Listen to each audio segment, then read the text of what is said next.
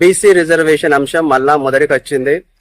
బీసీలకు స్థానిక సంస్థల ఎలక్షన్ లో 42% రిజర్వేషన్ కల్పించాలని రేవంత్ రెడ్డి ప్రభుత్వం తీసుకొచ్చిన జీవో 9 ఈ రోజు సుప్రీంకోర్టులో అది తిరస్కరణకు గురైంది. అత్యున్నత ధర్మాసనము జీవో 9 దాన్ని అయితే పరిగణలోకి తీసుకోలేదు.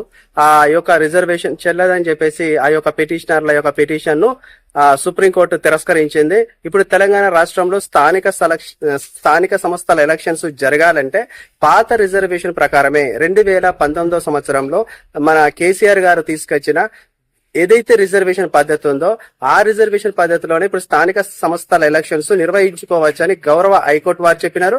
ఆ గౌరవ హైకోర్టు వారు చెప్పినదే ఈ రోజు భారతదేశ అత్యున్నత సుప్రీం ధర్మాసనం ఏదైతే ఉందో అది కూడా పాత రిజర్వేషన్ తోనే స్థానిక సంస్థల ఎలక్షన్స్ ను జరుపుకోండి అని చెప్పడంతో మరి రేవంత్ రెడ్డి సర్కార్ అయితే పాత రిజర్వేషన్ తోనే మరి ఎలక్షన్స్ కు వెళ్లే ఛాన్స్ అవుతుంది. కానీ కాంగ్రెస్ ప్రభుత్వం తన మేనిఫెస్టోలో బీసీలకు 42% రిజర్వేషన్ స్థానిక సంస్థల ఎలక్షన్స్ లో ఇస్తామని చెప్పినారు. మరి ఖచ్చితంగా ఇక్కడ అత్యున్నత ధర్మాసనం ఆ యొక్క జీవో 9 పిటిషన్ తిరస్కరించిన కారణంగా ఈ రోజైతే మరి పాత రిజర్వేషన్స్ తోనే ప్రభుత్వము గ్రామ పంచాయతీ ఎలక్షన్స్ నిర్వహించనున్నది. అంటే 2018 రిజర్వేషన్ ఏదైతే కేసీఆర్ గారు పెట్టినారో దాని ప్రకారం పెట్టినారు.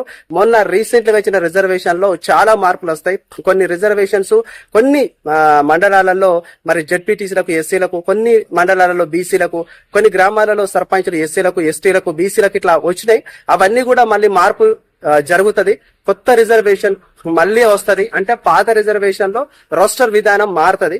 ఆ రోస్టర్ విధానం కారణంగా మరి గ్రామ panchayat sarpanch elections, ward member elections, ZPTC MPTC elections అన్ని కూడా పాత రిజర్వేషన్ ప్రకారమే జరగబోతున్నాయి. Thank you.